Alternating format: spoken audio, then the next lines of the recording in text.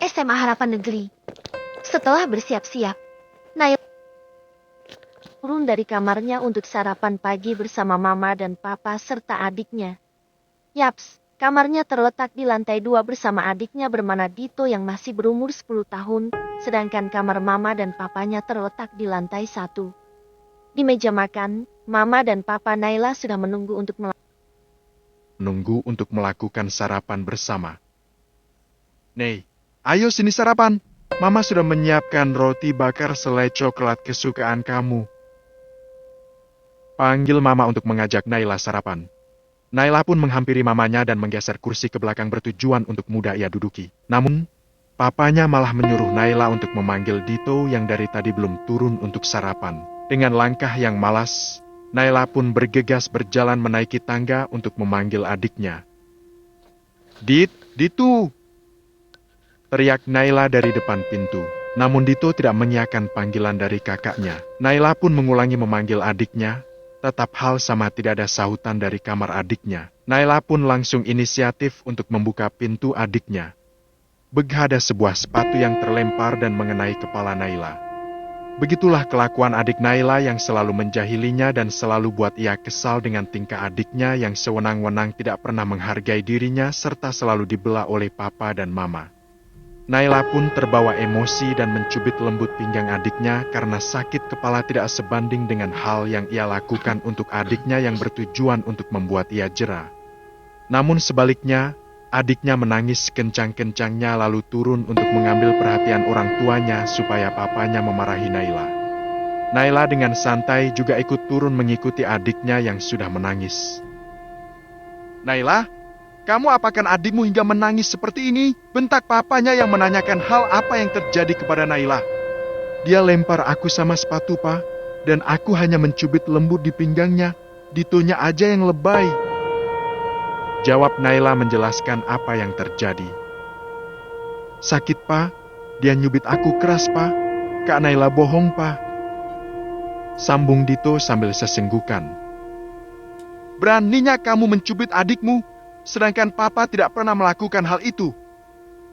Teriak papa hendak menampar Naila namun ditahan oleh mamanya. Sudah, Pa, biar mama yang ngomong sama Naila untuk tidak mengulanginya. Mama berusaha menenangkan emosi papa untuk tidak terus memarahi Naila. Nei, sini mama mau ngomong. Tutur mama dengan lembut.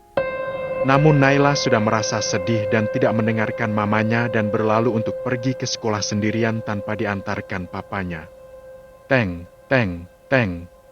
Naila sampai tepat waktu dan bergegas menaruh tasnya ke kelas dan berlari ke lapangan karena pengumuman juara kelas akan dimulai. Semua murid dan guru telah berkumpul di lapangan dan kepala sekolah pun sudah memulai mengumumkan juara kelas.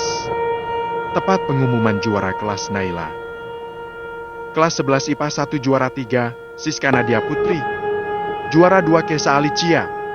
Dan juara satunya adalah Naila Ketna Anindita. Untuk para juara silahkan maju ke depan. Ucap Kepsek yang mengumumkan para juara di kelasnya.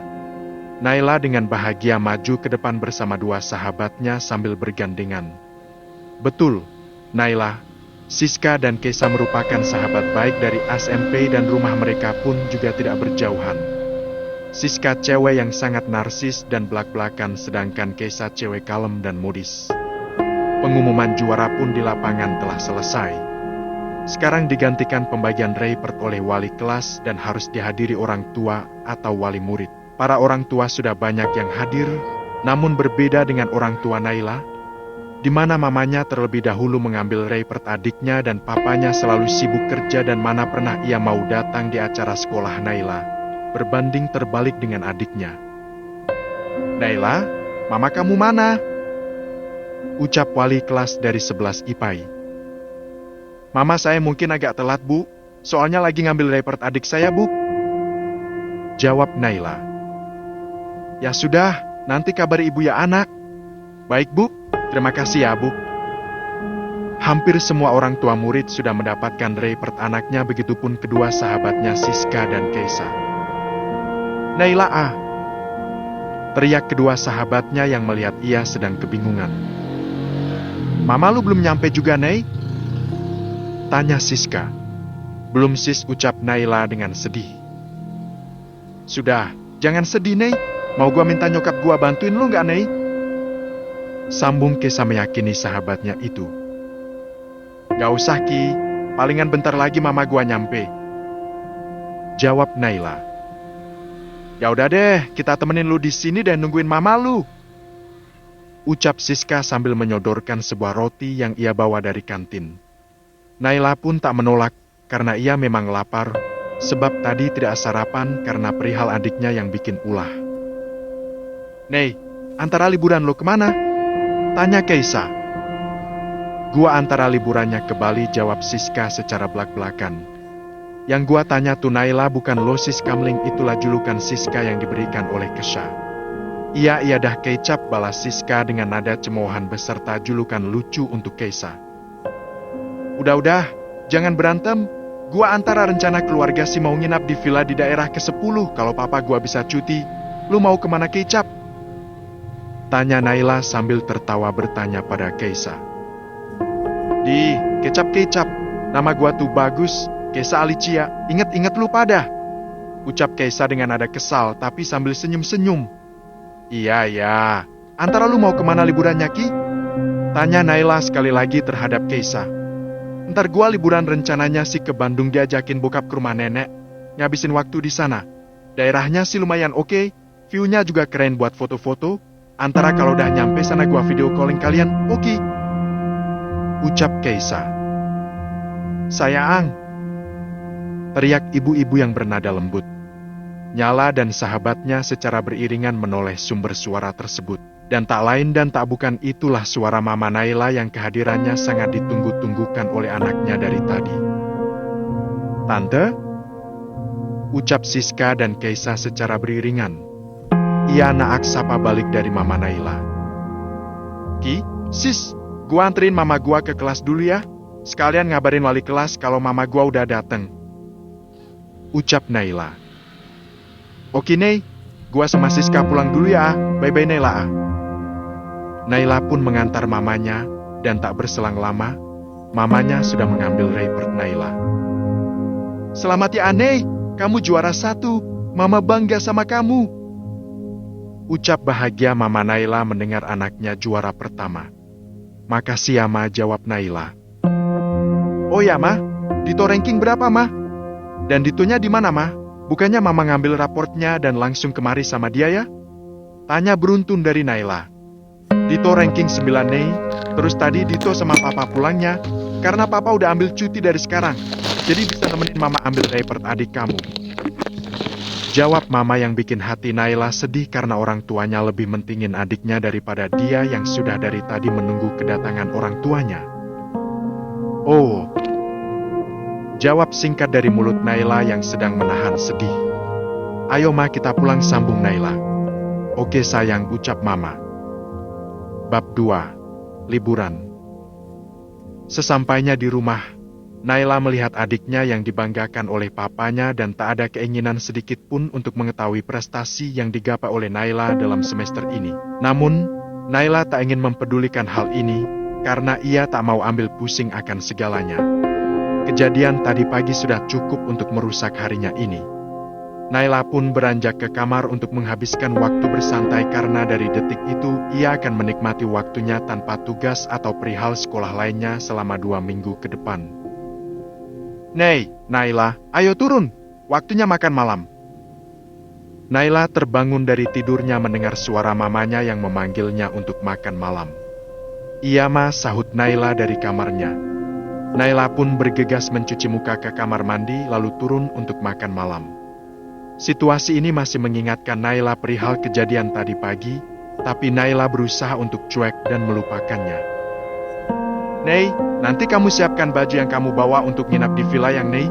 Jangan lupa bantu kemasi baju adikmu. Suruh Papa untuk mengemasi baju dia dan adiknya. Kita nginapnya di villa mana, Pa? Tanya Naila. Kita nginap di villa ke-10 selama 13 hari sekalian. Papa juga ada proyek di sana. Jadi kalian nikmati aja liburan di sana. Lokasi di sana juga bagus kok. Ucap Papa. Hori, nanti aku mau jalan-jalan di sana ya, apa? sambung Dito yang kegirangan. Setelah selesai menikmati makan malam, Naila pun segera mengemasi barang-barangnya yang akan dibawa untuk liburan dan tidak lupa membawa skincare-nya yang akan dia butuhkan di sana. Selesai dengan barangnya, Naila pun juga membantu mengemasi barang-barang adiknya sesuai dengan perintah papanya sewaktu makan malam tadi. Jam menunjukkan pukul 22 WIB, Naila sudah selesai mengemasi semua barang-barang adiknya, dan ia pun beranjak ke kamarnya untuk tidur karena pagi besok ia akan berangkat ke villa. Kring, kring, kring. Naila bergegas mematikan jam bakronya, lalu beranjak ke kamar mandi dengan langkah malas yang dimana matanya masih berat untuk dibuka padahal sudah jam 6 lewat 45 menit WIB. Selesai mandi, Naila pun siap-siap dan tak lupa memakai hoodie oversize supaya sampai di sana ia tak terlalu kedinginan. Naila pun turun membawa koper berisi baju dan kebutuhannya. Setelah sampai di ruang tamu, Naila merasakan sedikit lapar dan hanya ada roti yang bisa ia jadikan sarapan. Yaps, Naila ketiduran jadi tak sempat sarapan bareng bersama keluarganya, jadi hanya ada sisa roti yang bisa ia makan, sebab sarapannya sudah dihabiskan oleh adiknya. "Kamu udah siap, Nei?" tanya Mama. "Enggak, Ma, udah siap kok. Gak ada yang ketinggalan lagi kan, Nei?" tanya Mama kembali. "Gak Mama yang bawel, udah lengkap semua kok," jawab Naila dengan nada lembut kepada mamanya. "Ya udah, ayo berangkat. Papa udah nunggu di mobil sama adik kamu, dan tadi Mama udah ninggalin kamu roti untuk ganjal perut kamu, sebab sarapan dihabisin adikmu. Kamu udah ambil rotinya?" "Udah, Ma, aku juga udah makan rotinya kok, dan aku sekarang udah kenyang," ucap Naila sambil berjalan ke mobil bersama Mama. Papa pun melajukan mobilnya untuk menuju daerah ke-10 di mana villa yang telah ia pesan untuk waktu 13 hari ke depan. Perjalanan menghabiskan waktu 5 jam untuk nyampai di daerah itu. Di sepanjang jalan menuju villa itu, suasananya sedikit gelap meski jam menunjukkan jam 12 lewat 30 menit WIB yang disebabkan karena pepohonan yang terlalu rimbun di tepi jalan selayaknya hutan yang Naila lalui, dan hanya di sana pun juga dingin dan sedikit mencekam. Namun tak mengurungkan rasa bahagia Naila untuk menikmati liburannya.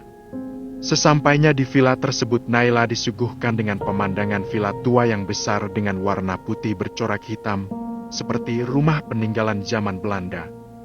Dikelilingi pepohonan yang rindang dan di samping villa tersebut ada kolam renang yang juga lumayan besar dan di sudut kolam ada sebuah ayunan lama, namun masih tampak kokoh untuk digunakan. "Ayo Pak Buk, saya antar ke dalam untuk melihat-lihat ruangannya," ucap bapak-bapak berumur 60 tahun penjaga villa yang bernama Pak Usman. Kami semua pun mengikuti Pak Usman untuk memasuki dan mengelilingi villa tersebut. Langkah Naila pun terhenti ketika ia melihat pohon besar yang banyak bergelantungan boneka-boneka berbagai macam bentuk. Tampaknya boneka itu telah lama bergelantungan karena kotor dan penuh noda. Meskipun begitu, juga ada boneka yang masih bersih dan bagus. Non Naila terkejut ketika Pak Usman memanggil untuk melanjutkan perjalanan mengelilingi villa yang besar namun tua ini. "Iya Pak," ucap Naila dengan mengikuti langkah penjaga villa tersebut. Setelah berselang waktu, Pak Usman pun menunjukkan kamar Naila, Papa Mama, serta adiknya. Naila mendapati kamar dengan kaca menghadap ke pohon boneka tersebut, sedangkan adiknya mendapatkan kamar menghadap ke kolam renang yang sudutnya ada ayunan tua tadi. Dan Papa Mamanya mendapati kamar menghadap halaman depan. Tanpa berpikir panjang, Naila pun masuk ke kamarnya dan membuka pintu jendelanya. Mata Naila terpaku kembali melihat pohon boneka tersebut. "Apa gunanya menghiasi pohon tersebut dengan boneka?" Terbesit pertanyaan tersebut di kepala Naila. Namun Naila tak ambil pusing, ia pun merebahkan badannya di kasur dan ia pun terlelap. "Tok, tok, tok. Nei, ayo makan malam dulu," panggil Mama. "Iya Ama," ucap Naila sambil mengucek matanya yang masih ngantuk. Lalu ia melihat ponselnya dan jam sudah menunjukkan pukul 19. Naila pun beranjak dari tempat tidurnya untuk mencuci muka. Namun alangkah terkejutnya Naila ketika ia melihat ada anak kecil perempuan dengan rambut sepinggang yang sedang memegang boneka menghadap ke arah kamarnya. Naila pun terkejut dan langsung menutup gordennya. Lalu Naila pun bergegas berlari keluar kamar mencari mamanya yang sedang berada di meja makan. "Kamu kenapa nih? Kayak orang dikejar-kejar gitu?" tanya mama kepada Naila karena ia terlihat ngos-ngosan dan gak karuan. "Tadi, Ma, aku melihat anak kecil perempuan di pohon belakang, Ma. Dia melihat aku, Ma," ucap Naila menceritakan apa yang terjadi. "Kamu salah lihat kali, Nei. Namanya juga orang baru bangun tidur. Pasti ngelindur," jawab mama yang tidak percaya. "Tapi aku serius, Ma. Aku gak bohong, Ma," ucap Naila yang masih ketakutan. "Ya udah, kamu makan dulu, Gi. Mama mau panggil papa sama adik kamu lagi main di depan," ucap mama meninggalkan Naila sendirian. "Mungkin betul aku salah lihat, kan orang bangun tidur penglihatannya samar-samar," batin Naila yang terus berusaha untuk berpikir positif dan melupakan apa yang terjadi sebentar ini. Naila pun lanjut makan malam tanpa menunggu kehadiran mama, papa, dan